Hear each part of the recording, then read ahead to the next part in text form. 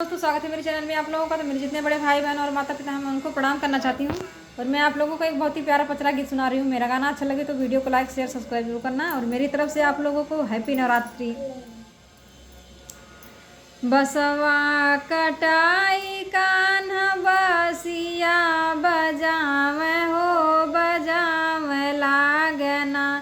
देवी मैया के मंदिरवा हो बजावे लागना।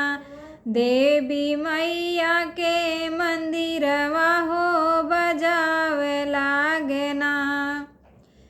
बसिया क धुन सुनियनी दुर्गा मैया हो कि मोही गईनी ना।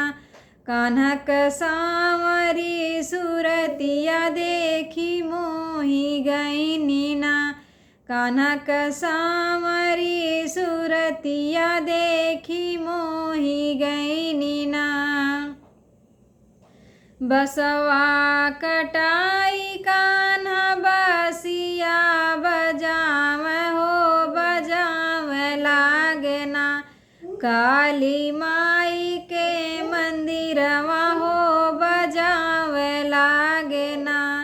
काली माई के मंदिरवा हो बजावे लागना। बसिया के धुन सुनियनी काली मैया हो कि मोही गईनी ना। कान्हा क सांवरी सूरतिया देखी मोही गईनी ना। कान्हा क सांवरी सूरतिया देखी मोही गईनी ना। बसवा कटाई कान्हा बासिया बजावे हो बजावे लागना। शीतला मैया के मंदिरवा हो बजावे लागना। शीतला मैया के मंदिरवा हो बजावे लागना। बसिया क धुन सुनियनी शीतला मैया हो कि मोही गईनी ना।